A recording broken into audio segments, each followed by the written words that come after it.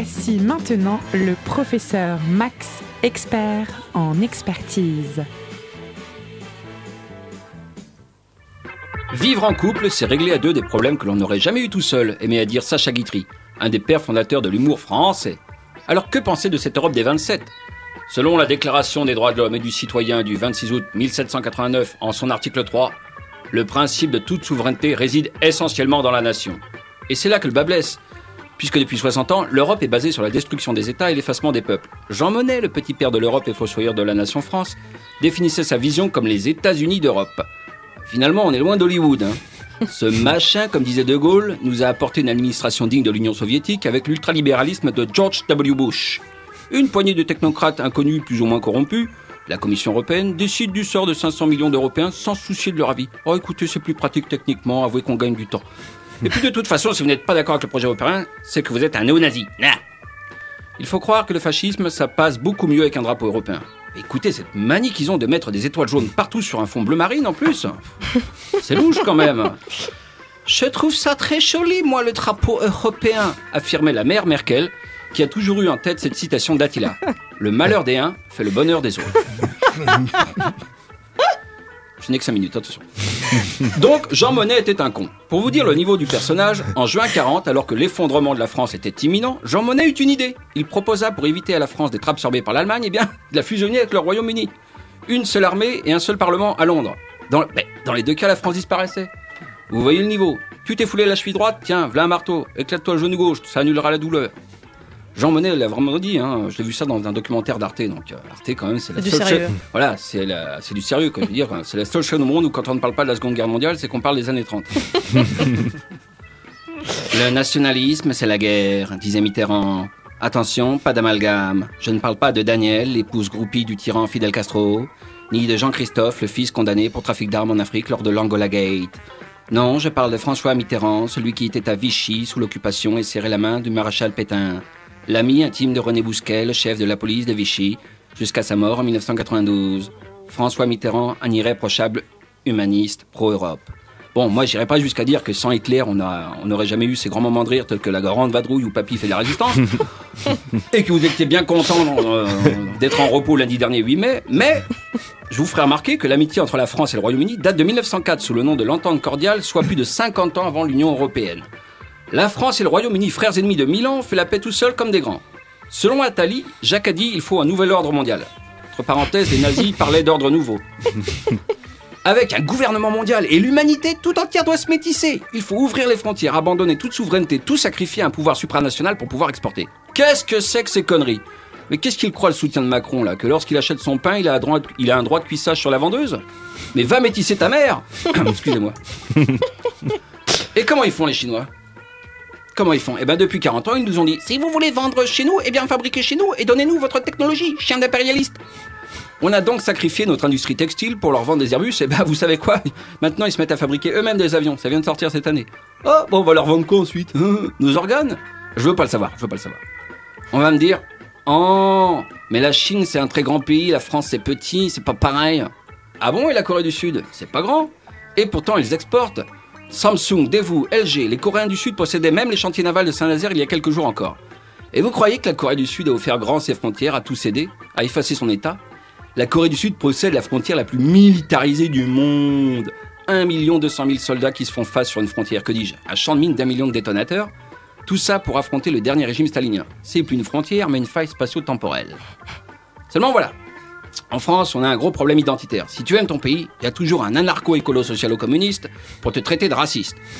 La preuve, en ce moment même, il y a sur le mur de l'immeuble de Prune Radio une affiche de la Confédération anarchiste, appelant à soutenir les révolutionnaires du Kurdistan.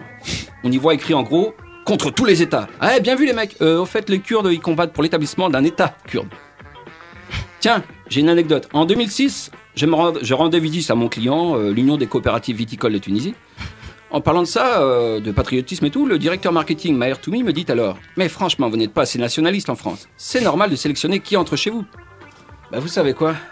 Heureusement qu'il y a des Arabes musulmans pour nous rappeler qu'être français en France, ça n'est pas un crime. Bonsoir. Merci beaucoup, professeur Max. Jean-Christophe Barbato, je vais vous demander une réaction quand même. Pour Jean Monnet.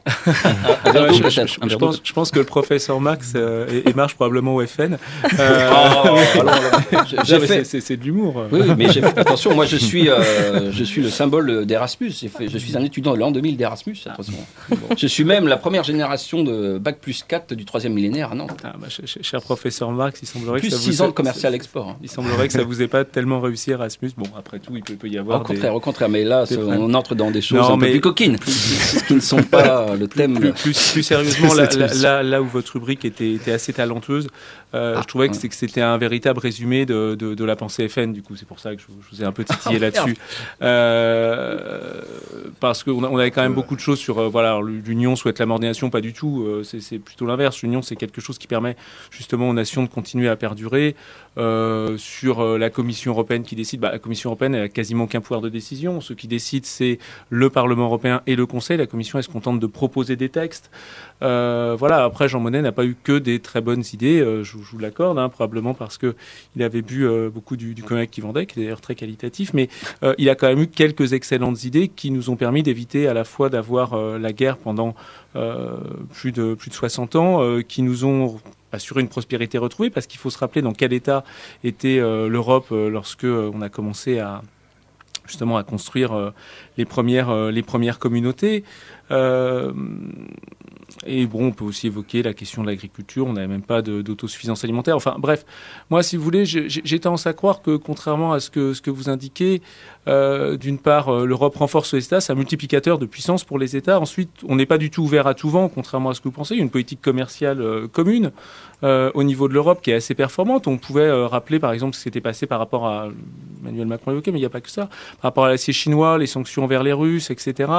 Moi, je crois qu'il y a toute une sorte de petite musique comme ça qui consiste tout le temps à dire, alors l'Europe n'est pas démocratique. Bon, alors moi, ça m'interroge. Ensuite, c'est la Commission qui décide. C'est factuellement faux. L'Union européenne veut la fin des États. L'Union européenne respecte la diversité culturelle, respecte l'identité nationale des États. Moi, j'ai fait 600 pages là-dessus, c'est mon sujet de thèse, donc je peux avoir quelques prétentions, sans vouloir utiliser d'un argument d'autorité, à avoir quand même une expertise sur la question. Et au contraire, l'Union européenne, elle nous permet d'agir.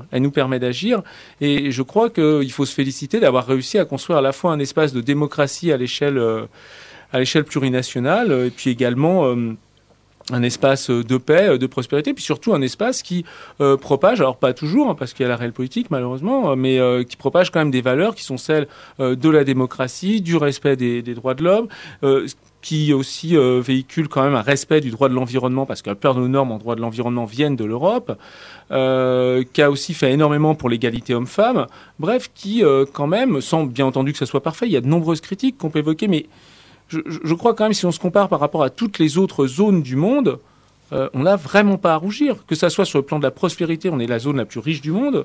Que ça soit sur le plan des droits fondamentaux, même si bien entendu il y a tout un ensemble de problèmes, on est quand même la zone dans laquelle ils sont le plus protégés. Sur la question environnementale, c'est nous qui avons quand même initié tout un ensemble de processus qui permettent la protection de l'environnement. Et puis, être européen, on peut être à la fois européen et français. Moi, je me sens très patriote. Je pense que c'est les deux, en fait. Le patriotisme français passe par l'Europe. D'ailleurs, l'Europe, c'est une création française, donc on a de quoi être fier. Voilà. Alors, si je peux réagir, parce que... Non, on n'a pas trop le temps. Je suis désolée. Ça, c'est une vraie censure, le pauvre. Bon, très rapidement, en une phrase, alors, parce qu'on est en retard.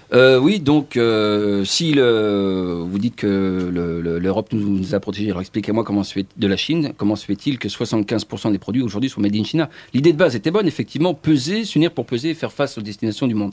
Ça, c'était très bien, mais de plus en plus, on voit bien que l'Europe démocratique, je suis désolé, mais quand il y a le référendum de 2005 qui n'est absolument pas pris en compte pour l'Irlande, le peuple hollandais et le peuple français, donc il y a quand même... Je pourrais avoir un droit de réponse ou pas? Allez, on va aller un petit peu trop vite. De Châteauroux, qui est la plateforme d'entrée des ancienne investisseurs plus grande base américaine. Ouais. Je vais le faire très vite, mais on est quand même la première économie mondiale et on le reste quand même avec assez un loin. taux de croissance dérisoire par rapport au reste du monde. Oui, enfin, ils ont quand même du retard. Et ensuite, sur la question du référendum, alors ça, c'est toujours le grand truc qu'on nous dit, mais le traité constitutionnel n'est pas entré en valeur, n'est pas entré en vigueur. Ce qu'on a mis en place, qu'on a continué à mettre en place, c'est le traité de Nice qui existait avant, traité de Nice a continué à perdurer. Ensuite, on a fait un traité qui s'appelle le traité de Lisbonne, dans lequel on évacue toute la dimension constitutionnelle. Et ce qu'on reprend à quelques aménagements près, c'est pas le traité constitutionnel, c'est le traité de Nice. Et donc, il y a toujours cette espèce de logique qui dit, voilà, on nous a volé la démocratie, etc., on n'a pas respecté la parole du peuple français. Mais pardon, il y a quand même une différence entre une constitution européenne et un simple traité. Moi, ça me paraît complètement fou. Et à ça, on peut quand même ajouter que dans son programme, Nicolas Sarkozy avait quand même précisé qu'il allait adopter ce traité. Les gens ont revoté entre-temps. Donc, moi, on peut toujours discuter de ça ad libitum, mais moi, je trouve que l'argument consistant à dire, voilà, l'Europe ne respecte pas la démocratie, en prenant l'exemple du traité constitutionnel, je trouve ça, à mon avis, relativement faux. Et puis, c'est quand même jeter un peu le bébé avec l'eau du bain, parce que le Parlement européen, c'est pas démocratique. Avoir établi la première démocratie entre plusieurs États, entre plusieurs nations, c'est pas quelque chose d'impressionnant. On est les seuls au monde à avoir fait ça, les seuls. Alors quand on dit que c'est pas démocratique, moi, j'ai un peu de mal.